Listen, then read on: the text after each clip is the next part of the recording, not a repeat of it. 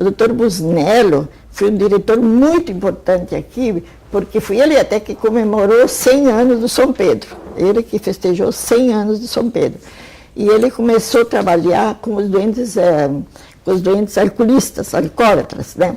Porque uma vez os alcoolistas eram tidos como sem vergonha, não era considerados doentes mentais, doentes, assim, afinal, doentes, eram como sem vergonha porque bebiam, porque queriam, e nós mesmos, nós irmãs e funcionários também, ninguém queria trabalhar com os doentes alcoolistas porque eles bebiam porque eles eram sem vergonha. Mas, até por sinal, nós tínhamos missa aqui no pátio de manhã, que os doentes vinham todos aí à missa, os alcoolistas não vinham, porque depois eles fugiam, porque depois iam ficar aqui, né? Mas aí eu fui quando eu fui trabalhar com eles, fiz um sermão lá com eles e tudo, eu disse que eu levava para eles para a forma, se comportasse. E eu tinha um apito desses de militar, e eu trouxe para missa. E as irmãs disseram, Paulina imprudente, tu vai te ver mal, correr atrás dele. Eu digo, não, mas aqueles que escapam que vão. E ficam aqueles que ficam, né? Olha, divinamente eles vieram à missa, voltaram, ficaram faceiros, e aí, dali em diante, começaram a ter também eles a liberdade de sair, né? Mas o doutor Busnello, ele valorizou muito isso. O doutor Busnello é o Machado, Genélio Machado, Paulo Machado, que trabalhou lá, né? Até os alcoolistas foram os primeiros que tiveram ar-condicionado, porque o doutor Paulo Machado ganhou uma camisa de presente, nós rifamos a camisa e com esse dinheiro colocamos um ar-condicionado, porque quando eles estavam em delírio tremendo, eles ficavam amarrados naquelas camas com lastro, e colchão de capim, você sabe como é que ficava, né? Então a gente que dá conforto. E outro médico também, diretor muito importante, que ele fez assim muito aqui, foi o doutor, Busnello também, mas o que eu pude conviver foi com o doutor Ciula, doutor Luiz Ciula, porque naquele tempo o sexo feminino, funcionários, nem nós irmãs, não íamos trabalhar com homens, né? E mais do lado das mulheres. Em todo lado das mulheres era tudo light, tudo bonito, tudo tá. Mas a divisão Pinel estava, que era, como diziam os doentes, quando eu entrava naquele pátio, dizia, mas eu vou ter que ficar nesse mangueirão aqui agora, coitados. Eu ficava com pena dele, sabe, vindo do interior de tudo quanto era lado, né? E aí o doutor Ciula disse assim, a divisão Pinel é a vergonha do Hospital São Pedro. Nós temos que dar um jeito com a divisão Pinel, que era a divisão dos homens indigentes. E a divisão Esquirola era a divisão das mulheres indigentes. E a Morella era dos pensionistas. Aí ele resolveu pegar uma turma de gente jovem, por exemplo, pegou o doutor Eli Chefe, pegou o doutor Carlos Kijinic, pegou o doutor até que depois ele morreu do raio, né? E pegou uma turma de médicos jovens e funcionários e pediram para mim, porque quando mandavam alguém trabalhar na divisão Pinel, era tido como castigo. Até uma vez veio uma da Secretaria da Saúde, disseram que veio de castigo, botaram ela para lá. Claro, quando vão de castigo, acham que vão fazer milagres, faz pior do que, né? Então não resolvia o problema. Aí o doutor disse, não, eu vou mandar pessoas jovens para reanimar aquele serviço, né? Aí uma fui eu. E aí, que vocês vão rir agora, a gente gosta, né? Porque, como dizia, que quando eu via um doente nu, tinha que me confessar, porque como freira não podia enxergar doentes nus, aquela coisa toda. Lá já me acostumei e pronto. Entrar naqueles 1.800 doentes lá, né? E tu sabe que eles ficavam naquele pátio lá, mas eles cantavam. Aí o doutor Silva nos deu todo o apoio, tanto assim que não tinha quarto, não tinha cama para eles, estavam mal. E tinha aqui embaixo ali uma sala onde as pensionistas guardavam a roupa dos pensionistas, tudo assim como agora aqui assim. Ele foi ver o que é isso aqui, é a sala das pensionistas botar roupa. Bom, me tirem toda essa roupa que vai ser um dormitório para os doentes aqui da divisão Pinel que não tem onde dormir. E a roupa? Achem outro lugar para a roupa. Mas aí a Morella ficou bem brava, o pessoal não gostou. E o doutor Silva, o senhor nos dá, ele disse, olha, se não acharem lugar para guardar a roupa, vocês botem debaixo daquelas plantas que é cinnamon lá fora. Mas que vocês vão ganhar de volta a sala, não vão, porque vai os doentes tomar conta. Aí tudo se ajeitou, botaram a rouparia aqui embaixo, nesses porão aqui, né, onde tem a criatividade aqui embaixo, e a sala enorme ficou para os doentes. Quer dizer que o doutor Ciula nos deu um apoio muito grande para levantar a divisão Pinel, que estava muito pelo chão. Aí, como eu via que os doentes cantavam bonito, e cantavam aqueles cantos italianos ainda, eu me animei e pedi para a madre provincial comprar uma gaita sanfona lá no Todesquini, que era o único instrumento que eu conhecia. Aí ela comprou a gaita e sobrou dinheiro, compramos um chocalho e um pandeiro, e nós fizemos a pequena banda da Pinel. Os doentes tocavam, cantavam, dançavam, e ficou bonito, e fui criado até o serviço de recreação. Porque aí depois o doutor Elichef, muito animado e tudo, né? Aí o pessoal das outras unidades, no dia de festa, eles pediam emprestado a bandinha da Pinel. A bandinha da Pinel. Então, a Pinel começou a ser também uma unidade onde as pessoas gostavam de trabalhar. E era muito melhor trabalhar com os homens do que com as mulheres. Eu digo sinceramente, com as mulheres enlouqueci, mas com os homens não. Porque os homens brigavam, quando brigavam, os homens brigavam em silêncio. Agora as mulheres brigam com as mãos, com os dentes, com os cabelos, com tudo, e é uma briga, sabe?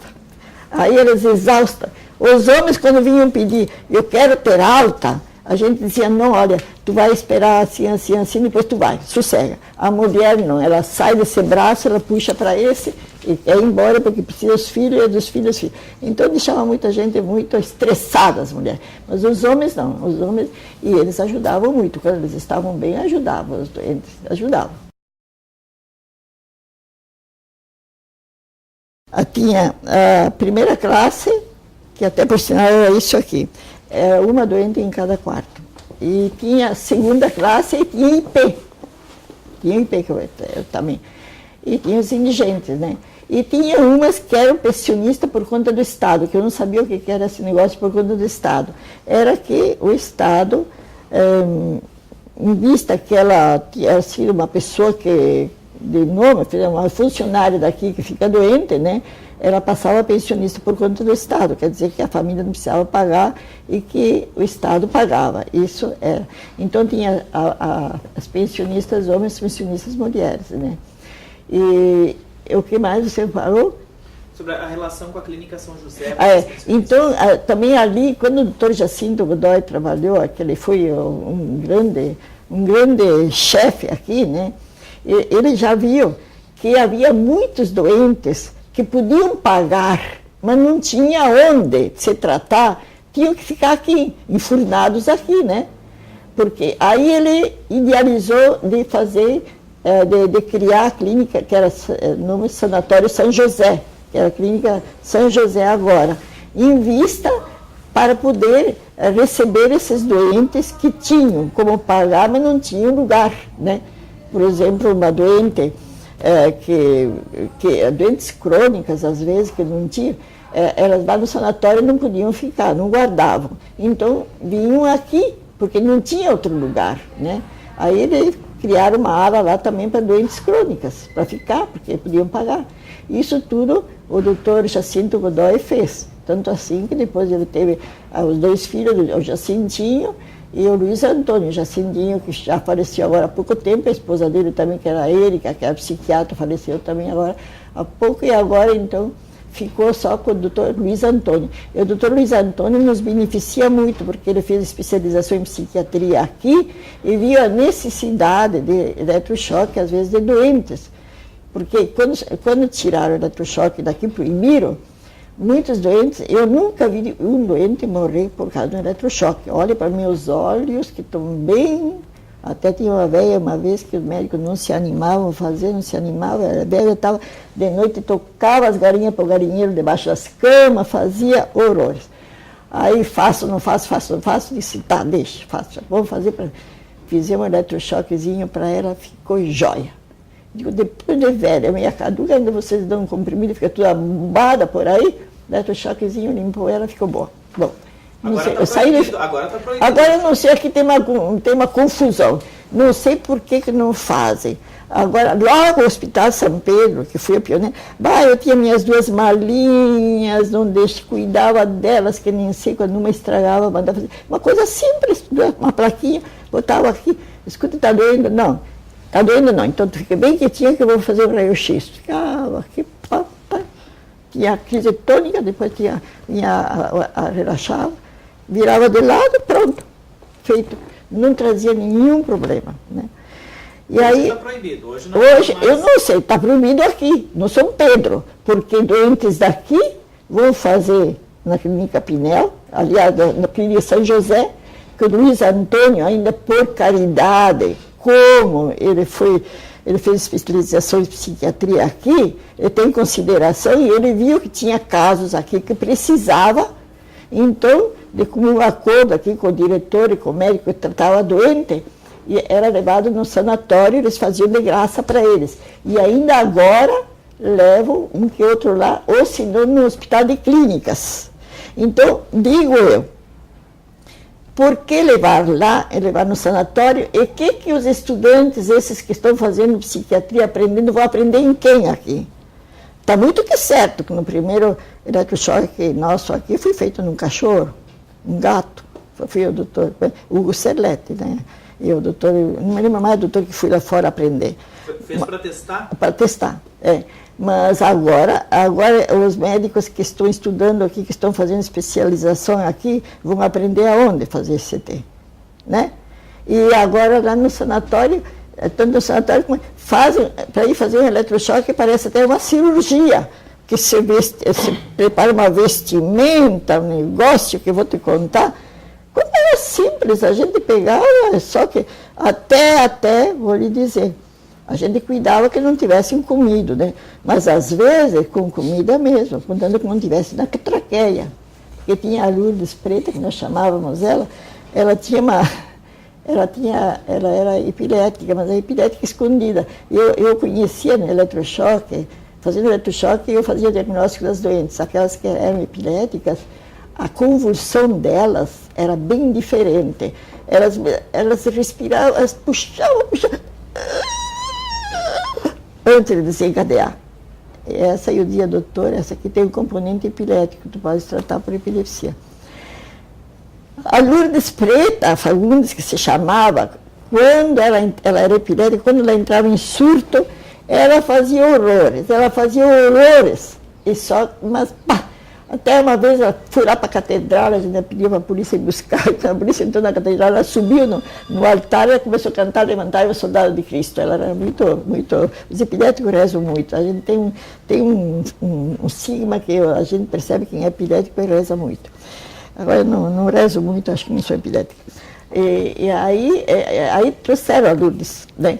E aí com o eletrochoque, ela descarregava, ficava bem que nem assim. Depois as outras doentes contavam tudo, diziam, o que tu fez, Lourdes? Tu fez isso, tu disse palavrões para a irmã, tu disse isso. Chorava, dizia, mas por que a senhora não me faz logo eletrochoque quando eu fico assim?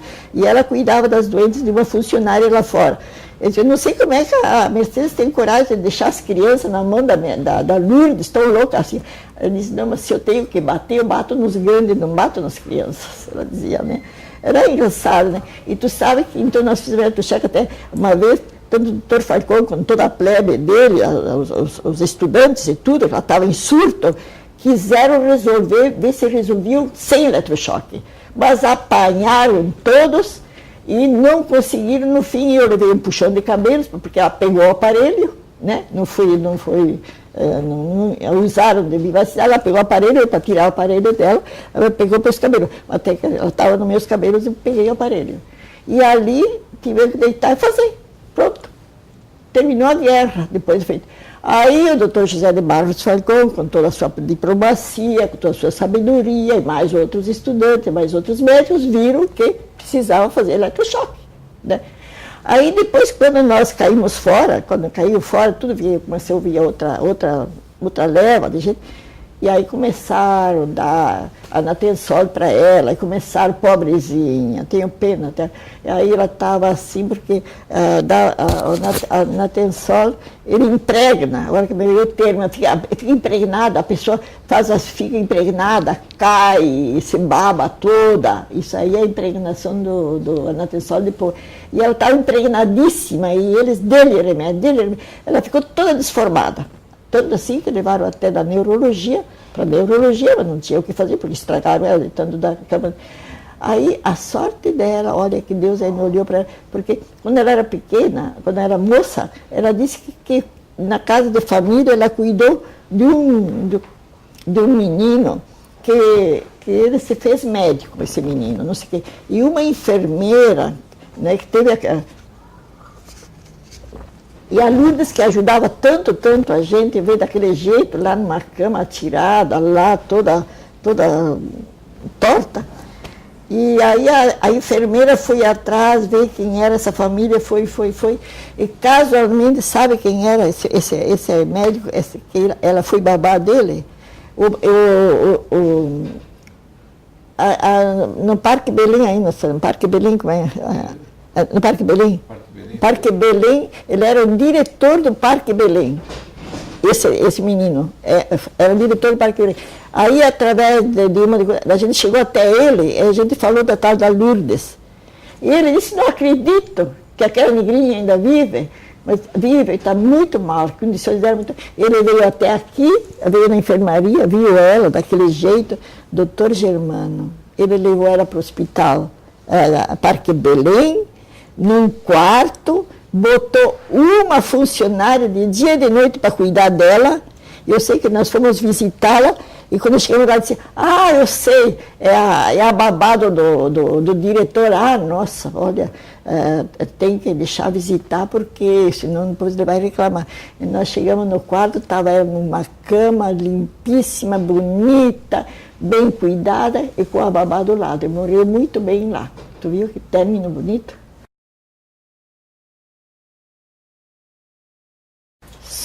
Olha, tantos casos bonitos que deu aqui no Super, só ter o tempo de se dar. E outra doente também, que baixou aqui, uma bonitaça moça, e ela dizia que no navio, ela tinha uma roupa de mala, aqui uma mala de roupas bonitas que estavam se estragando, deteriorando. E isso era tido como delírio dela, como loucura dela. E baixou com a mala e a roupa na cabeça. Mas eu vendo ela nos trabalhos e tudo, a gente observava no tudo, né? Eu achava que ela era até lúcida e conversava com ela, aquela coisa toda, tá? E ela dizia da mala, pois tem umas roupas muito bonitas na mala, do navio, vindo de navio, não sei, não é aquele navio que afundaram, de certo? E eu resolvi telefonar no porto, lá dos navios, para ver, e disseram que sim, que existia uma mala, muitos dias lá, certamente se deteriorando. Aí mandamos buscar a mala, era a mala dela. Era a mala dela, e agora porque ela foi uma moça que saiu para aventurar, que nem aquela que caiu lá do paredão no jogo, lá, ela saiu de casa para aventurar e se deu mal e veio acabar aqui. E ela não queria que a família, alguém soubesse que ela estava aqui, né? E aí a gente via as roupas dela e tudo, mas só que ela não dizia o nome e endereço dos pais da família dela. Não dizia, e para dizer. Aí, na conversa, aos poucos, foi indo, a gente descobriu o endereço dos familiares dela e a gente avisou, olha, que satisfação. Uma manhã cedo apareceu aí na frente eu estava naquele pavilhão, um carro assim, aqueles rabos de peixe, aqueles carvão bonitos assim, né? E aí desceu o casal e disse assim, eu não acredito que a minha filha esteja aqui, será que é verdade? Eu disse, olha, tem uma assim, é a minha filha. Choraram, primeiro choraram bastante lá fora, e agora para fazer saber para ela. E aí era um trabalho, né? E aí eu digo, escute fulana, quem sabe se teus pais, Deus o livre que saibam que o que eu vim acabar no hospício, depois que eu queria ser modelo, ser não sei o que lá, que nem conhecia bem lá na TV Globo, lá não sei o que. Eu digo, mas e daí, o que tem? Aí fomos conversando, aquela coisa toda, tal e coisa, né? Eu só sei que foi feito o encontro, mas eu queria que vocês vissem. Que coisa agradável. Por isso que eu estou aqui no São Pedro, estou com 81 anos, mas estou ainda bem, porque o São Pedro me fez bem ver quanta coisa a gente pode fazer quando a gente se doa, se faz, né? Aí eles disseram, mas tu nem sabe quanto que nós te procurávamos. E abraçaram, e disseram, mas nada disso, tudo foi esquecido, todo mundo te procura, ninguém sabe que tu não te deu bem. E levaram ela, foi uma coisa maravilhosa. E tantos casos outros.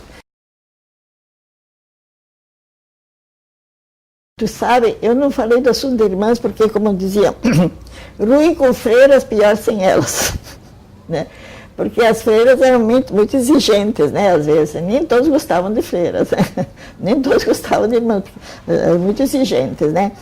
Mas era com freiras, pior sem elas.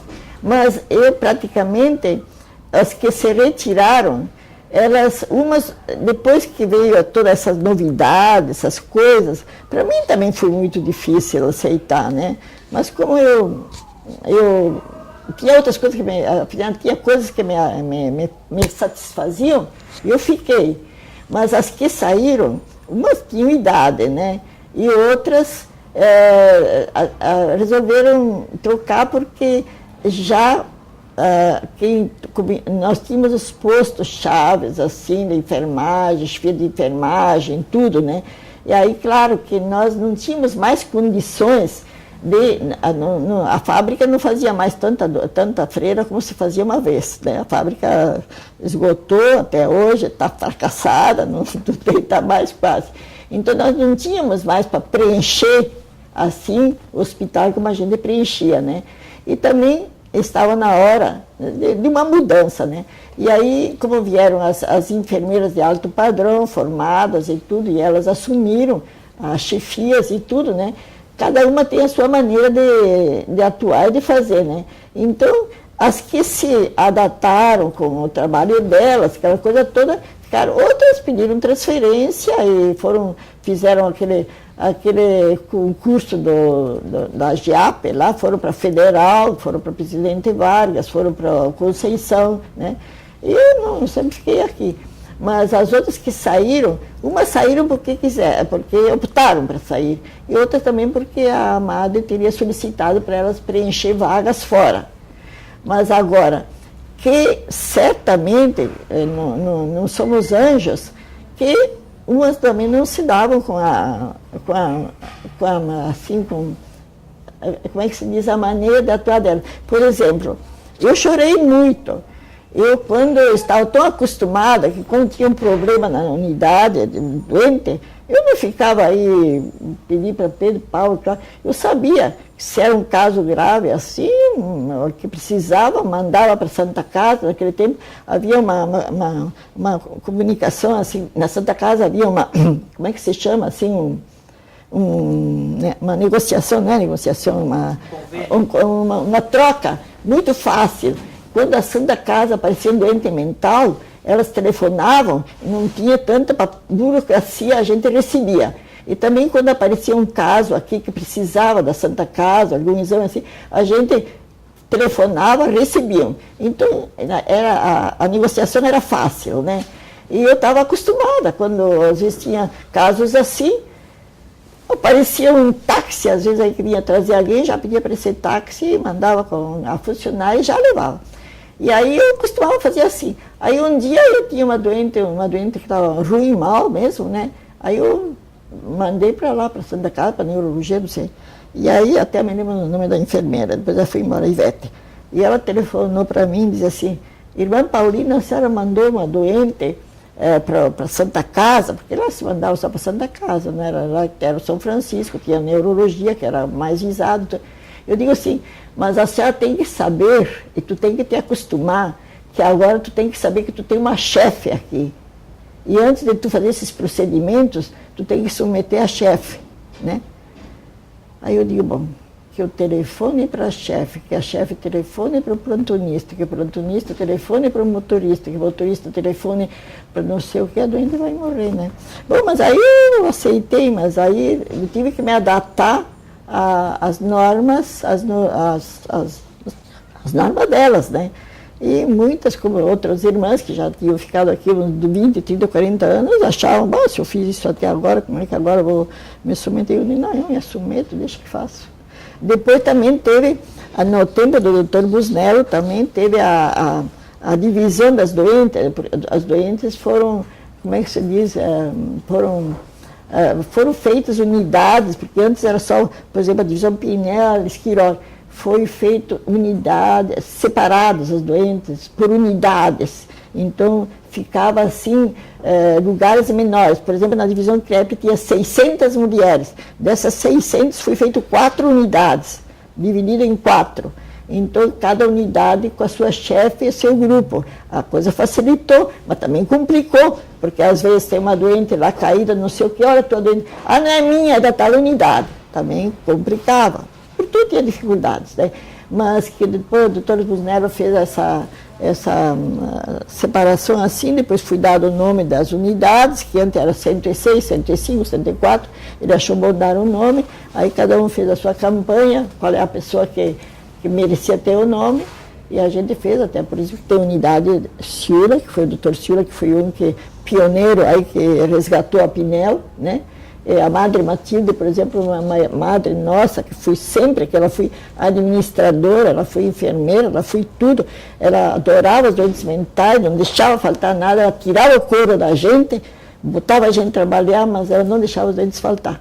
E aí ela ganhou também o nome, e assim, depois com as divisões, assim, foi mais fácil para a enfermagem também. Por exemplo, antes, como dizia eu, né, com uma unidade de 1.800 doentes. Para uma chefe de unidade é muito. Para 2 já é difícil, porque o que uma sabia, a outra não sabia. Às vezes telefonava, como é que está fulano de tal? Eu tinha que saber se estava vivo, se estava morto, tinha fugido. E naquele tempo também tinha vários doentes com hidrofobia, que agora não tem, doutor, que era muito triste, hidrofobia, doentes assim, que morriam assim, mordidos de cachorro louco, né?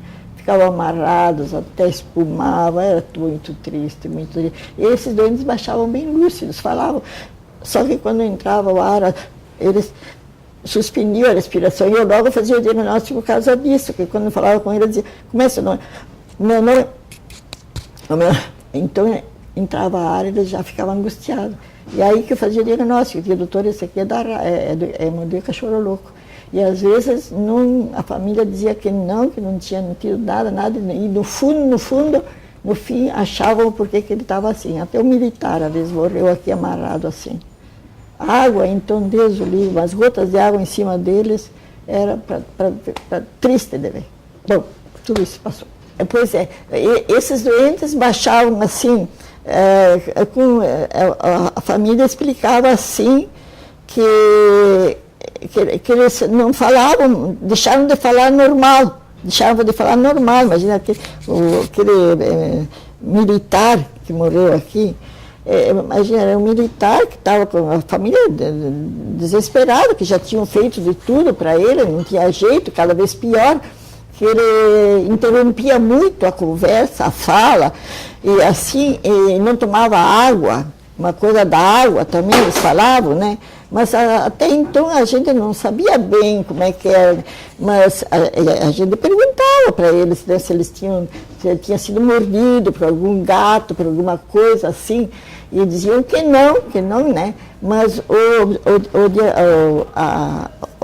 os sintomas eram de hidrofobia, eu dizia, eu observava e via, e só botava as gotas de água em cima dele, nossa senhora, pulava, né? E assim, dia por dia eles iam piorando, E infelizmente tentavam até alguma coisa para ver se podiam salvá-los, mas não teve jeito, o doutor Germano, nenhum se salvou. E este militar, depois, no fim, ele, com a família, não sei o que, estudando, me parece que foi através de um gato. Parece que o gato arranhou. Um gato só podia se atribuir isso porque o gato também morreu. O gato morreu. E o gato arranhou ele. Parece que foi através de um gato. Mas não ficaram sabendo de quem. Mas existia vários que vinham assim, com hidrofobia. Eu me lembro, eu fiquei uma pena, eles ficaram cheios assim, daquela espuma, assim, a gente não podia nem, tinha que cuidar, porque se a gente tivesse algum rachinho nas mãos, assim, aquela espuma lá já era perigoso, né? Era muito triste a morte, e hoje em dia tem vacina, não acontece isso mais, né? Já viu, né? Eu nunca vi um caso de hidrofobia. Eu vi, doutor, muito. Formada há 40 anos. 40 anos, mas nunca vi. E eu vi, doutor, quando eu vou ali nessa unidade ali, onde que ele estava, ficava deitado, assim, a gente tinha que botar num quarto sozinho, porque não dava, né? Era muito triste, porque aquela espuma toda tinha que... Até a gente, às vezes, tirava a espuma, mas os médicos diziam que não era para botar as mãos, e, sabe, não sei, tinha tanta coisa como há hoje, né? Mas é muito desesperador. Eles moram bem lúcidos, bem lúcidos. No fim, ainda eles querem dizer uma frase, mas não conseguem, porque o ar entra e eles não conseguem dizer a palavra. Eles morrem assim. Eles vinham para cá para morrer, não tinha medicamento? Não tinha. Eles vinham como loucos. No fim, o diagnóstico sempre foi o diagnóstico. Depois eu me lembro de tudo. Por isso que em casa, quando nós éramos pequenos, diziam que quando vinha o cachorro louco era para a gente entrar na água, que o cachorro não entrava, viu? É por isso que eles temem da água e do ar, né?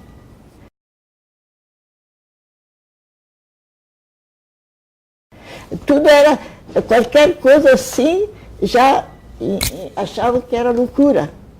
E quando vinha aqui, outros casos assim, muito.